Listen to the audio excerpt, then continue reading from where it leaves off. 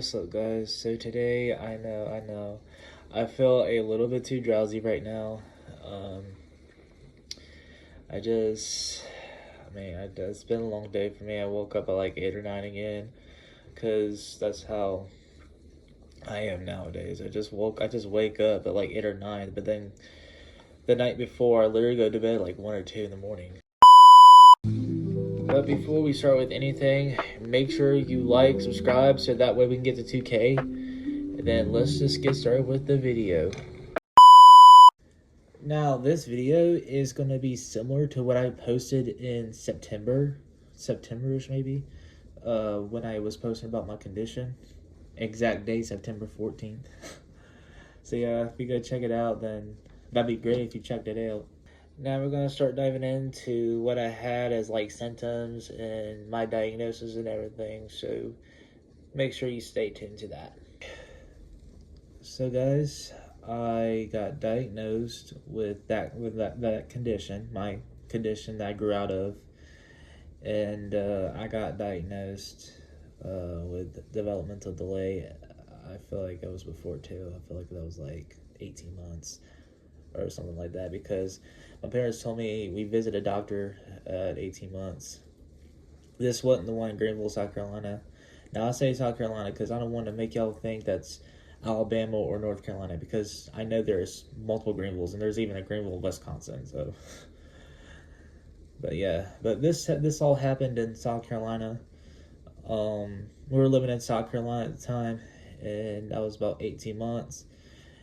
And I went to a doctor at that time, and then they checked me up because I think each baby has their like 18-month checkup, or certain ones. I'm not really that sure, but I was definitely one of them.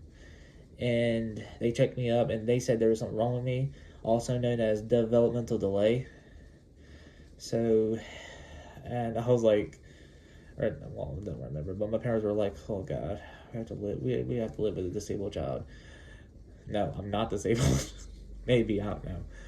But anyways, because they just come back on with disbelief and stuff like that. But then when I was like two and a half maybe, we went to a doctor in Greenville, South Carolina, and they checked me up and everything, and they told my parents like the most heartbreaking. Well, as I thought, but my parents actually think otherwise. Like my parents actually were like, God's got this. When the doctor said, well, he will be more likely to remain nonverbal for the rest of his life.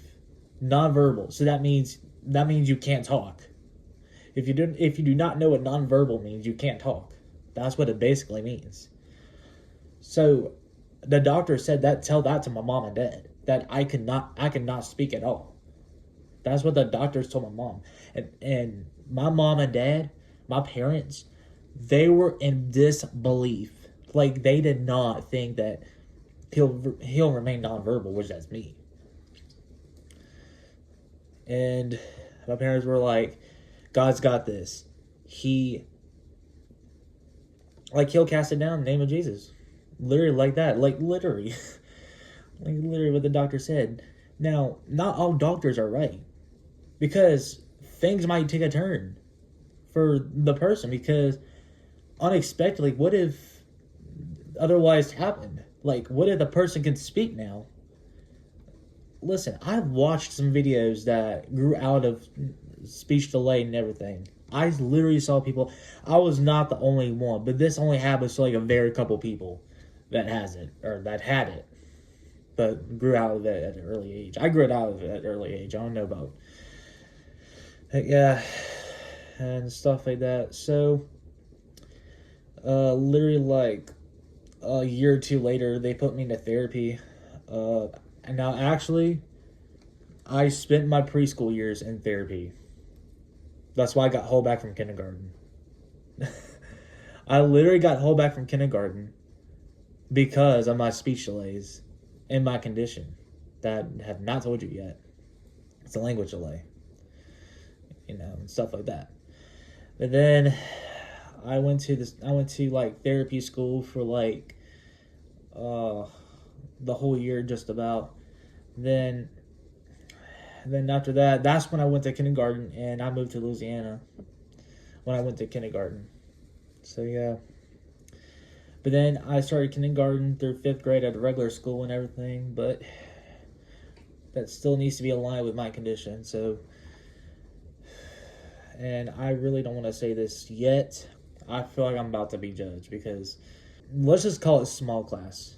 So, in my elementary years, I was in a small class because of those delays and everything, and I literally grew out of it. So that's nice. I don't have to deal with small classes no more and everything. Well, that equals special, so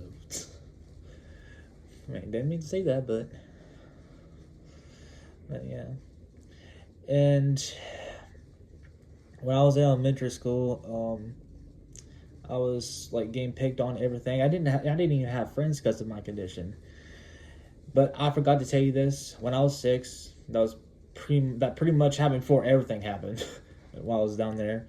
Because I moved to Louisiana at 6, and the evangelist prayed over me that he would heal me from the delays and everything. So that's what he did. He prayed for me and everything and stuff like that.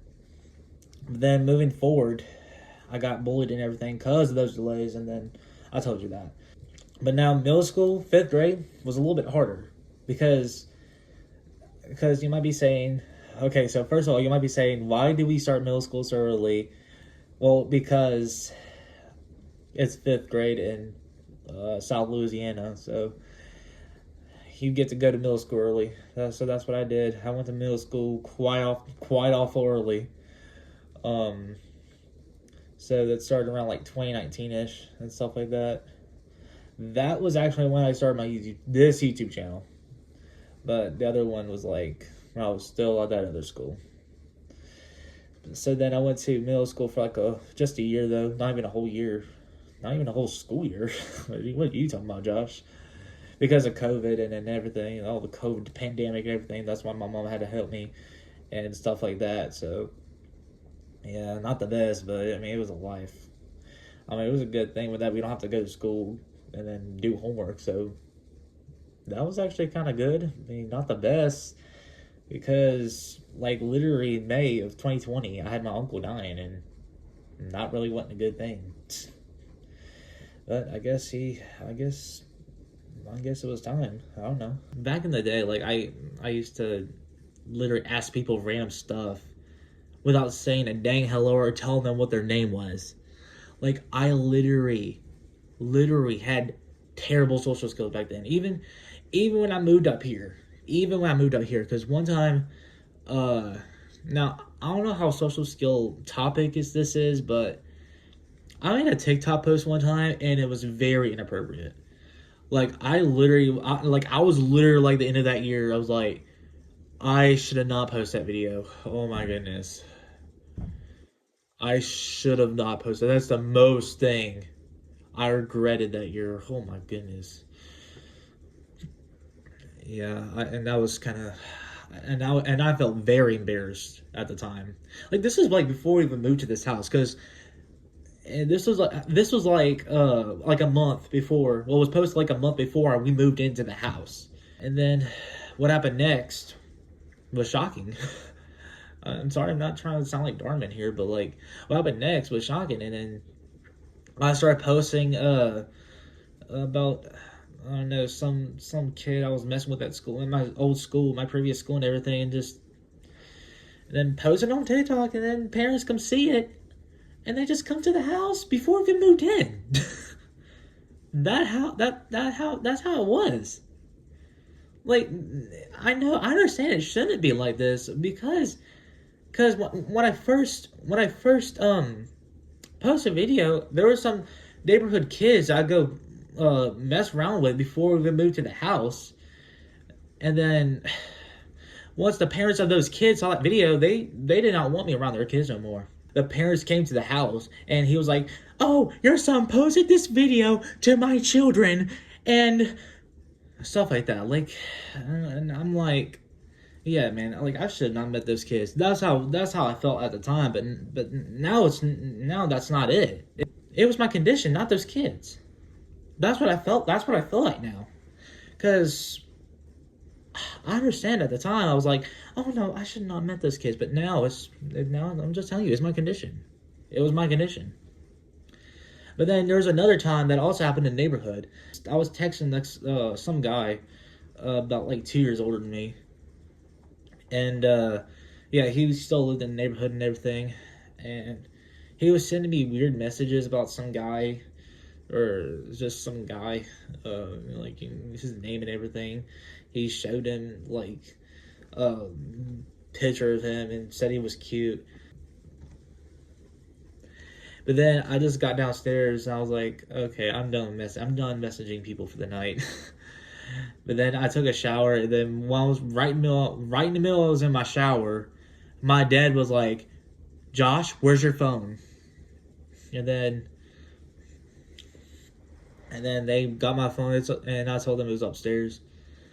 And then once I came out of my shower, I was like, whoa.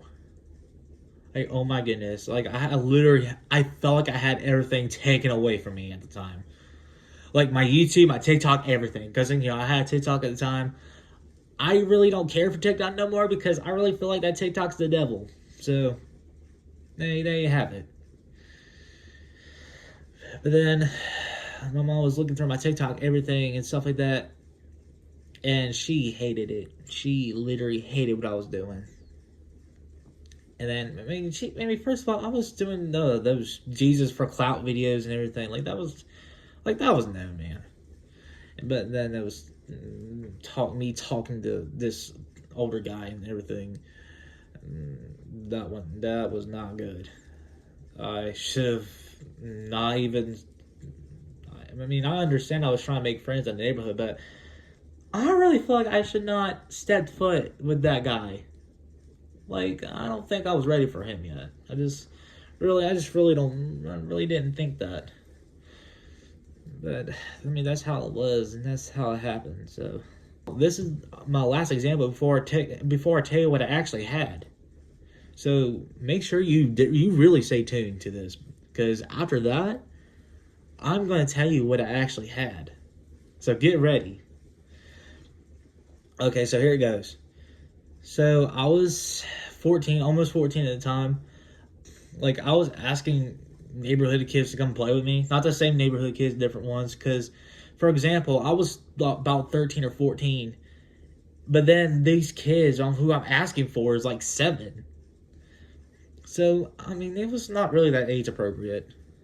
Not in my opinion, but okay, maybe if they're a year, 2, maybe 3 years younger, that wouldn't be a big deal. But maybe under that borderline, yeah, I could see that. But at the time, I was literally asking for kids who are 7 or 5, even worse. Our neighborhood has a Facebook thing, and people were literally telling oh, there's this older kid that's been asking to play with my younger kids. He's almost 14 and everything. And my mom told everybody what I had and everything. She literally told everyone that I had. And there was these kids I would go play with a lot. And after they left, they actually know what I had now. Because even yes, I did kind of look like I was a little bit in the spectrum when I was 13. So yeah. Alright guys, this is it. This is it right here. This is exactly it. I am about to tell you what I have now. I'm about to tell you what I have. So get ready. Get ready. So, what you've been waiting for all this time. I got diagnosed with ASD. And I think some of you know what that means. That means autism spectrum disorder. That is what I had all this time. I'm serious. I'm not joking. That's literally what I had all this time. So basically, I had autism. I am not even joking, because literally back when I was a kid, I had autism. But then over time, I grew out of it over time. So I'm 16 now. It's a miracle that God has done to me. Because I really feel like if this wasn't for God, I could not even be speaking right now. Like, I couldn't even be talking to you guys right now. Like, ain't that amazing? What He has done for me? I mean, Lord knows what's in my future. God knows what's in my future and everything. So, hopefully I get cleared up. Even more stuff. I mean, I got cleared up with most of it, so stuff like that. So yeah, if you like this video, please subscribe, turn on notifications, and I'll see you guys in the next video. And I am out.